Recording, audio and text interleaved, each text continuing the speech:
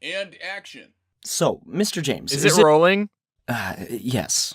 And action. So, Mr. James, is it true that you wrote a book? Oh, that thing?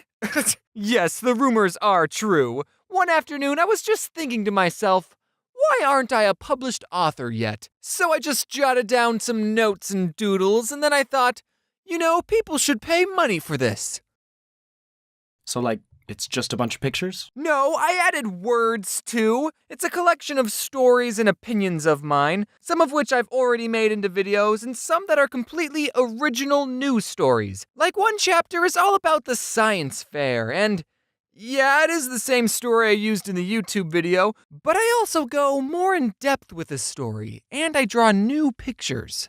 YouTubers have a reputation of writing bad books. Does this concern you? Oh, bad books, huh? I'll have you know that my book was the #1 best-selling book in literature criticism and theory. Do I know what that means? No. But did I beat Tyrant, Shakespeare on politics? Yes. Does that mean I'm better than William Shakespeare himself? I'll let you be the judge when you pick up your copy of the book, link in the description. I'll give you a clue, the answer is yes. Are all authors as condescending as you? Do you even know what that word means? James, is there anything special that happens to people who order at VidCon? Yeah, the people who pre-order at VidCon get a signed copy. What about people who aren't going to VidCon? Sucks to be them. Cut, come on. Haha, that was a good joke. So I actually am going to be selling signed copies. I'll be signing the first 1,000 copies to people who pre-order the book on my website. Check the link in the description. Also, speaking of my site, I've revamped the whole thing and got a bunch of new merchandise. Check it out if you have some free time. Christmas is right around the corner, guys. There's also non-signed copies available if you just want to pre-order it regularly, or you can wait until August when the book comes out and buy it at Barnes & Noble or your local bookstore. And depending on how well these signed copies sell, I'll release more. We'll see. If you're interested, then I'll update everything on Twitter, so follow me on Twitter to be updated. Anyway, authors sure can be stuck up sometimes. Like this one time when this pretty well-established author was coming to my town and was doing a signing. I say well-established, but I'm sure if I said his name, you guys wouldn't actually know who he is. Anyway, at his signing, he gave an hour-long talk, and he said he wasn't going to do a Q&A segment because he said he'd been an author for so long that he felt that he already answered every question ever. Okay, Mr. Yahoo Answers, sorry our questions bothered you so much. And then after you listen to him talk, you gotta go up to meet him to get a book signed,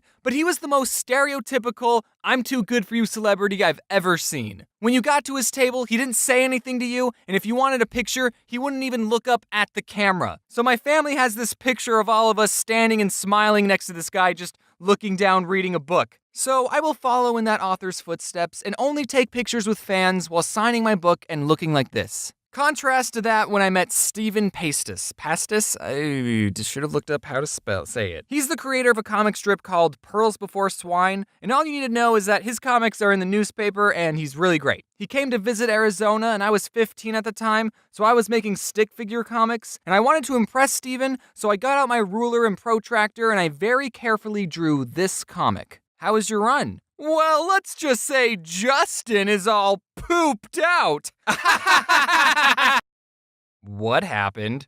I don't want to talk about it. Get it? He pooped his pants. This isn't based off anything in real life, okay? I was 15, shut up. I went to his book signing. He was really awesome. I showed him my comic. He laughed and he told me to keep going. And now I'm a YouTuber. I mean, it wasn't just what he said that got me into doing comics and YouTube. I wanted to do that way before I met him.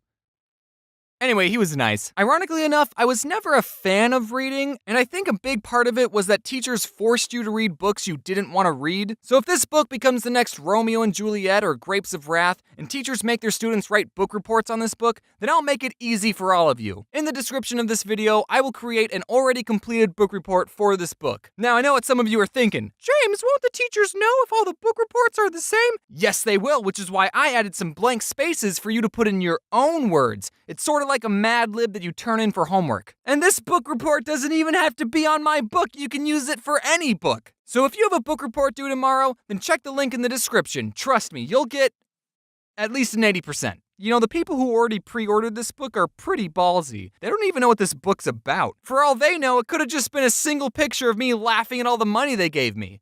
But it's not that. I promise. That's just the inside sleeve. And that's the end of the video, everyone. I'll see you at VidCon.